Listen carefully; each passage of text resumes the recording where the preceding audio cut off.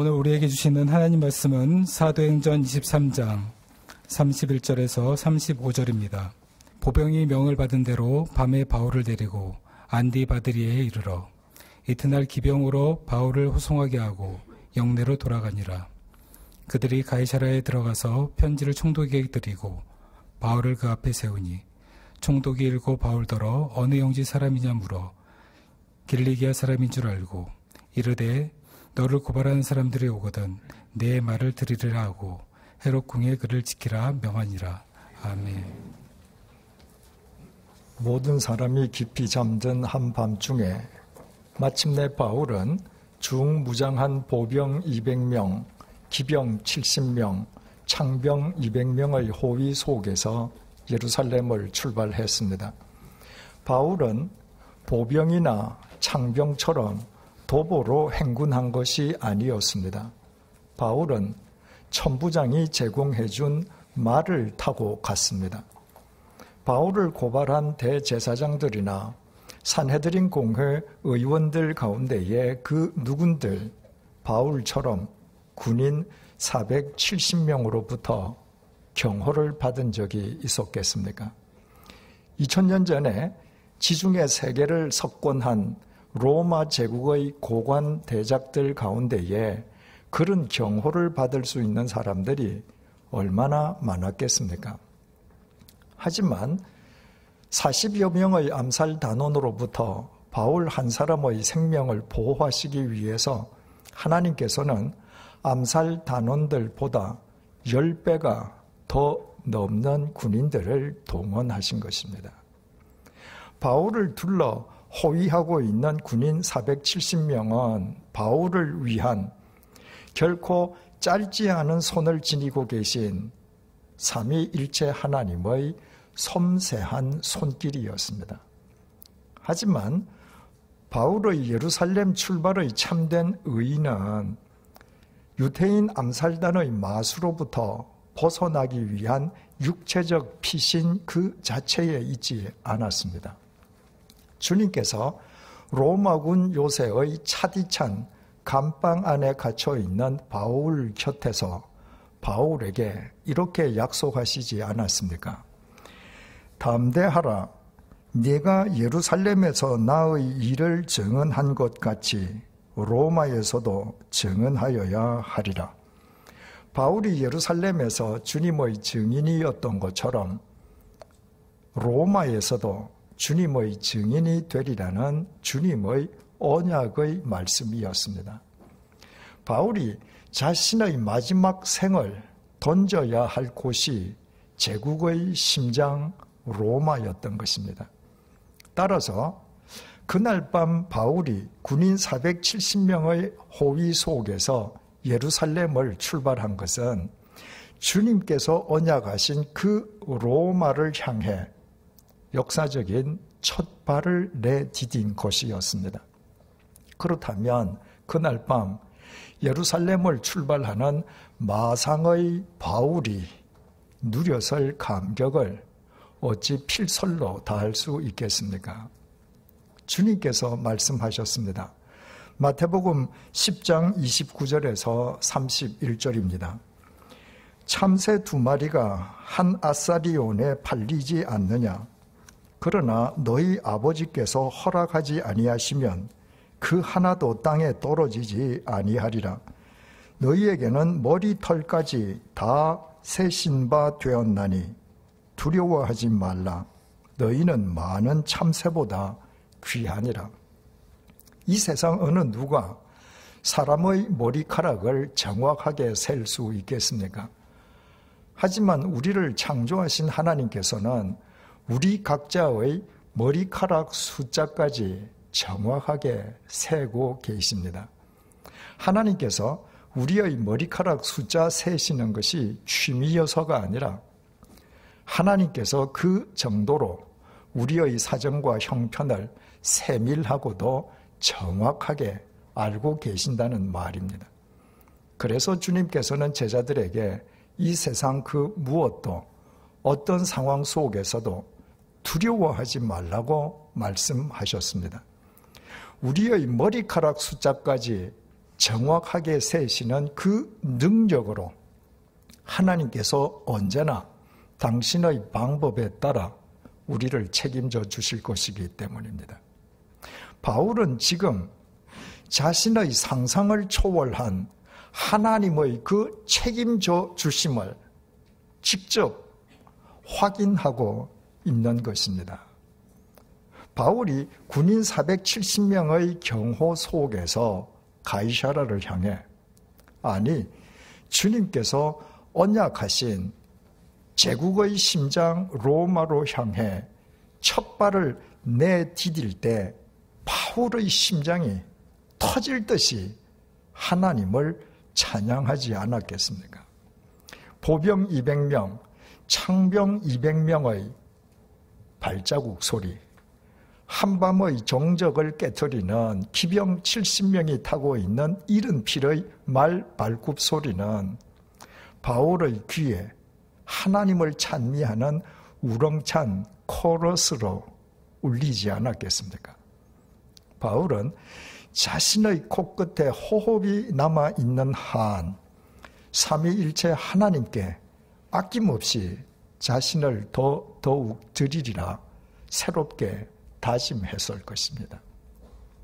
주님의 말씀을 쫓아 산 사람이 계속해서 주님의 말씀대로 살아가는 이유가 여기에 있습니다. 주님의 말씀대로 살아본 사람만 성경 말씀이 단순한 인쇄물이 아니라 우리의 삶을 책임져 주시는 하나님의 생명이요 능력임을 확인할 수 있기 때문입니다. 주님의 말씀대로 사느라 때로 불이익을 당하고 원치 않는 고난을 겪을 수 있지만 하나님의 말씀에 의해 하나님께서 하나님의 때에 하나님의 방법으로 책임져 주시는 삶만 그 어떤 후유증도 없는 참된 가치와 의미를 지닌 삶일 수 있음을 아는 것입니다. 주님의 말씀대로 한 번도 살아보지 않고서는 절대로 누릴 수 없는 하나님의 은혜입니다. 오늘의 본문을 보시겠습니다. 31절에서 32절입니다. 보병이 명을 받은 대로 밤에 바울을 데리고 안디바드리에 이르러 이튿날 기병으로 바울을 호송하게 하고 영내로 돌아가니라. 바울을 호송하는 470명의 군인들은 밤새도록 행군해서 이튿날 예루살렘에서 약 60km 떨어진 안디바드리에 도착했습니다. 470명의 군인들이 예루살렘에서 60km 떨어진 안디바드리까지 하룻밤 사이에 갈 정도로 그들의 행군은 강행군이었던 것입니다. 그리고 안디바드리에서 보병 200명과 창병 200명은 예루살렘으로 돌아가고 그곳에서부터는 기병 70명만 바울을 호위했습니다. 예루살렘에서 60km 떨어진 안디바드리라면 예루살렘에 있는 유대인 암살단의 영향권에서 완전히 벗어났다고 판단한 것이었습니다. 말을 타고 있는 바울은 거기에서부터는 말을 타고 달려가는 기병들과 보조를 맞추어서 약 40km 떨어져 있는 가이사랴로 달려갔습니다. 33절을 보시겠습니다. 그들이 가이사랴에 들어가서 편지를 총독에게 드리고 바울을 그 앞에 세우니 가이사랴에 도착한 기병들은 총독 벨릭스에게 천부장의 편지를 전하고 바울을 그 앞에 세웠습니다. 총독 벨릭스의 법정에 바울을 미결수로 세웠다는 말입니다. 34절을 보시겠습니다.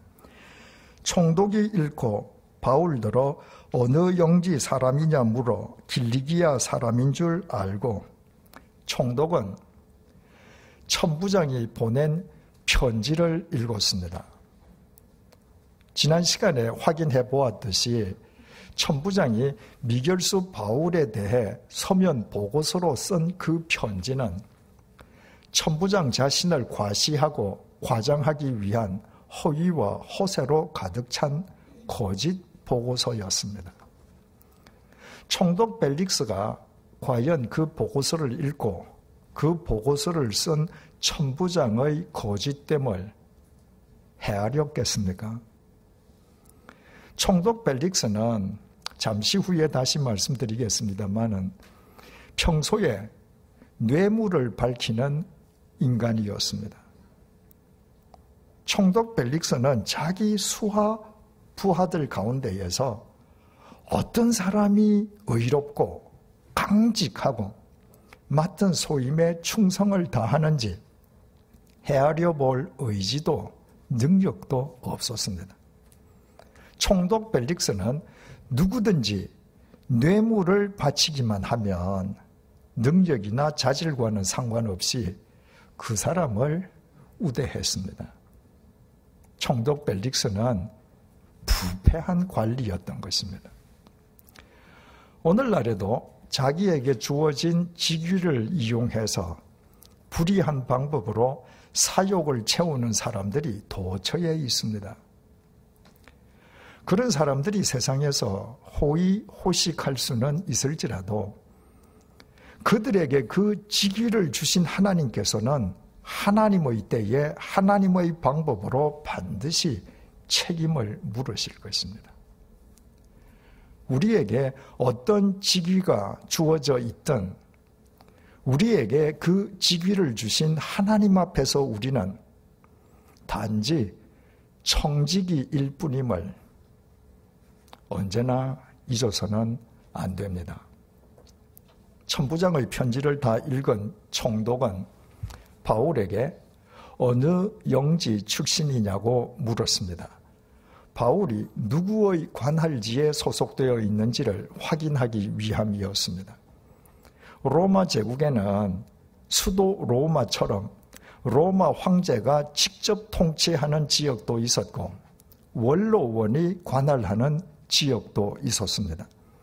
만약 바울이 그런 지역 출신이라면 자신의 관할권이 미치지 못하므로 총독 벨릭스는 바울을 해당 지역으로 되돌려 보내어야 했습니다.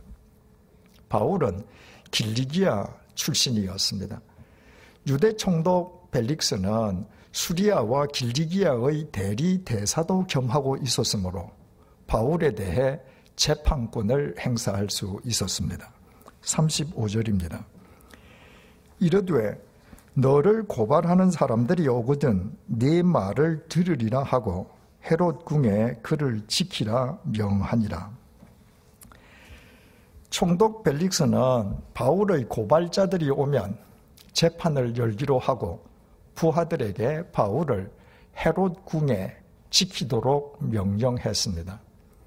헤롯 궁은 그 유명한 헤롯 대왕이 지중해의 연안 도시 가이사랴에 자기 자신을 위해 건축한 궁전이었습니다. 하지만 그의 사후에 유대 지방의 행정 수도가 예루살렘에서 해상 교통이 편리한 가이사랴로 변경됨과 동시에 헤롯 궁은 유대 총독의 관저가 되었습니다. 옛날 모든 궁전에는 지하에 감옥이 달려 있었습니다. 총독 벨릭스가 부하들에게 바울을 헤롯 궁에 지키라고 명령한 것은 헤롯 궁 지하 감옥에 바울을 투옥시킨 것일 수도 있고 사도행전 24장 23절이 시사하듯이 미결수 바울이 로마 시민이었으므로 헤롯 궁의 한 방에 바울을 연금시킨 것일 수도 있습니다. 어느 쪽이든 바울이 헤롯 궁 안에 구금당했다는 의미에서는 동일했습니다. 가이사랴는 바울의 최종 목적지가 아니었습니다. 바울의 최종 목적지는 주님께서 언약하신 제국의 심장 로마였습니다. 예루살렘에서 군인 470명의 호위 속에서 그 로마를 향해 첫 발을 내디뎠던 바울에게 가이사라는 단지 잠시 거쳐가는 경유지에 지나지 않았습니다. 그렇다면 바울의 재판이 하루빨리 열려서 바울이 한시바삐 가이사라를 떠나는 것이 타당할 것처럼 여겨집니다. 하지만 바울의 상황은 우리의 예상과는 전혀 다르게 전개되었습니다. 사도행전 24장 26절에서 27절에 의하면 부패한 관리 총독 벨릭스는 재판에 연루된 사람들로부터도 뇌물을 챙겼습니다. 뇌물을 바치면 유전무죄가 되고 뇌물을 바치지 않으면 무전유죄로 만들거나 무한정 재판을 연기해서 당사자를 괴롭혔습니다. 총독 벨릭스는 바울을 그리스도교라는 신흥 종교 교주로 알았습니다.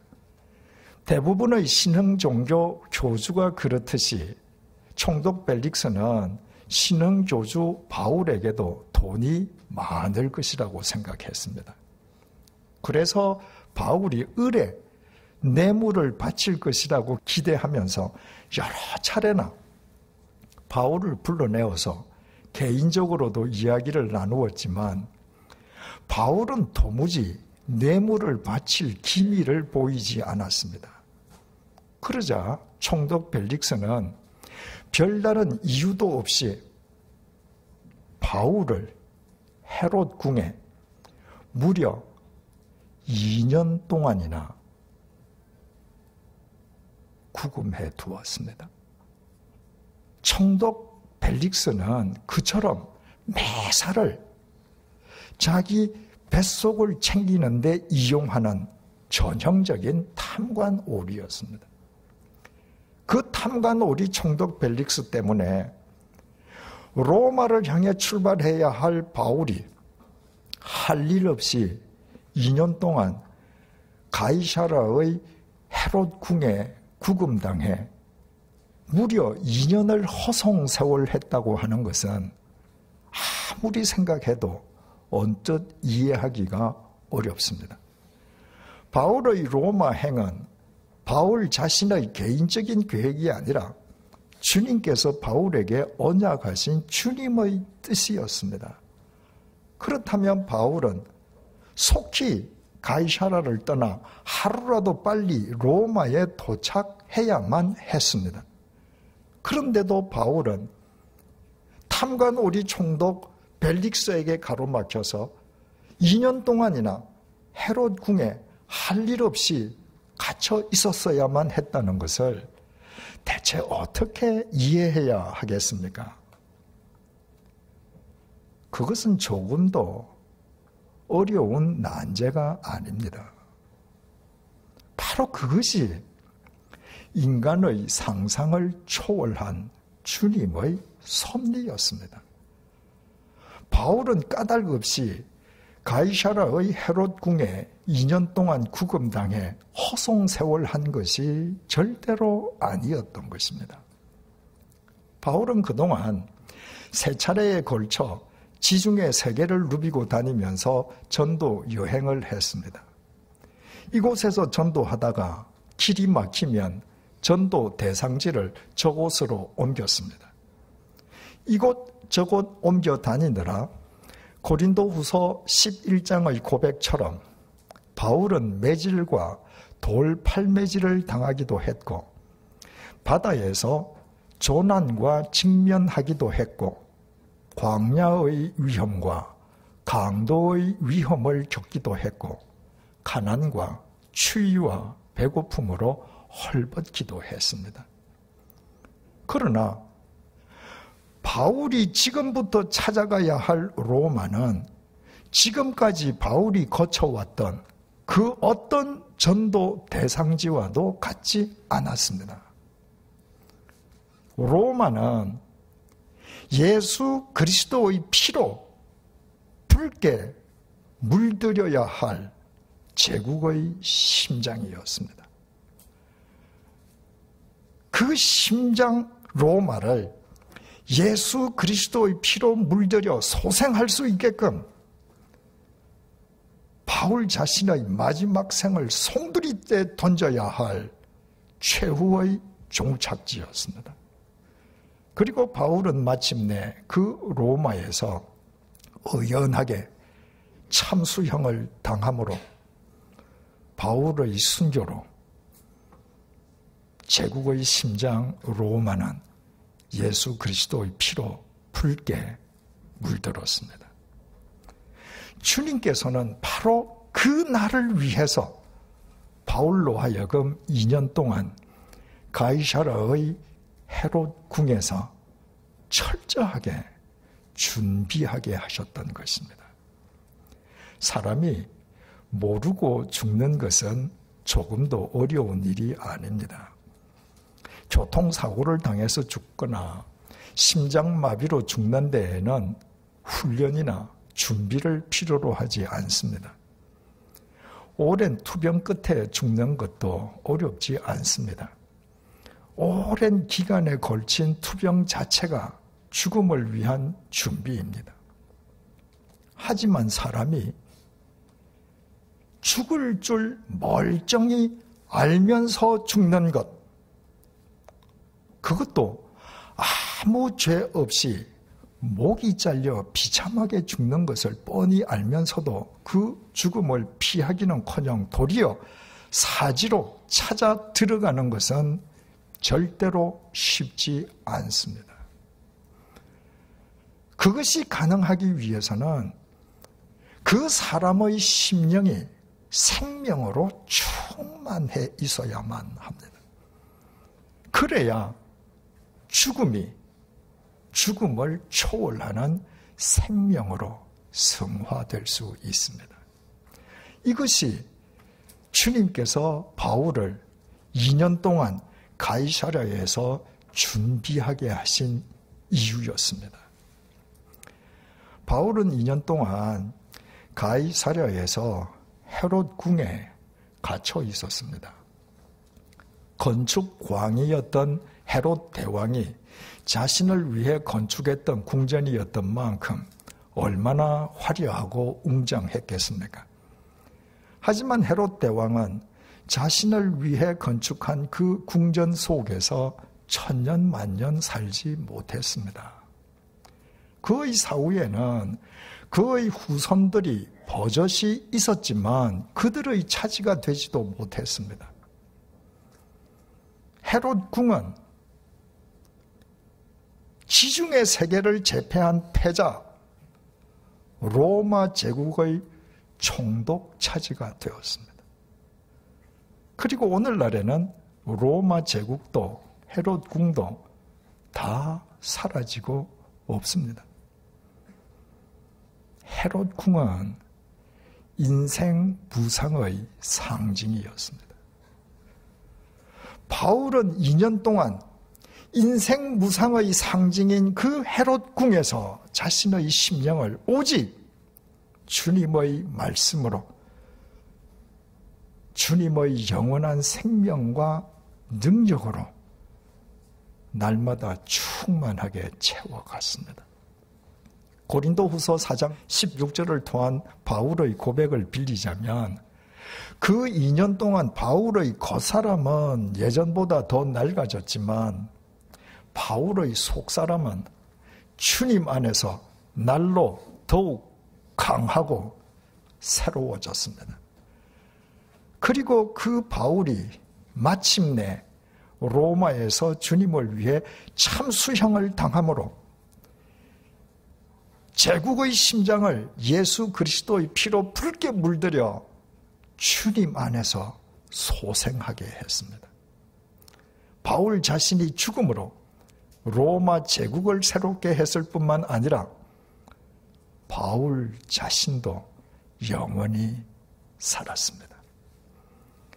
바울의 심령이 주님의 영원한 생명으로 충만하지 않았던들 가당찮았을 일이었습니다.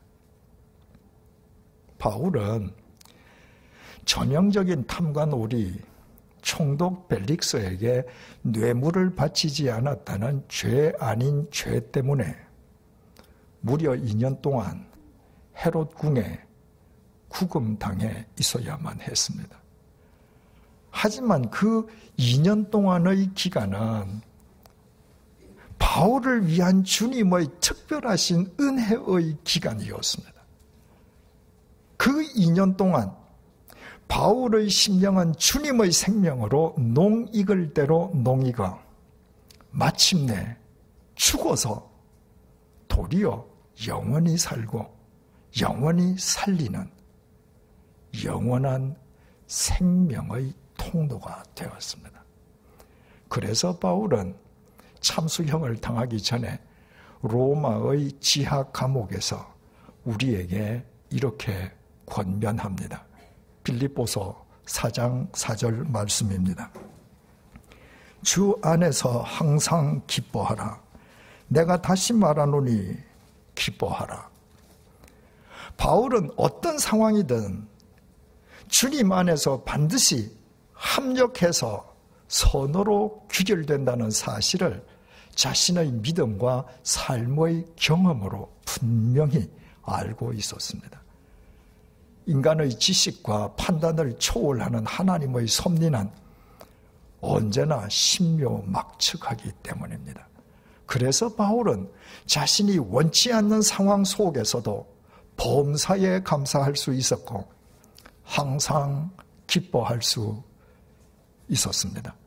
그런 의미에서 2년에 걸친 헤롯 궁의 구금 생활 역시 바울에게는 크나큰 감사와 기쁨의 조건이었던 것입니다.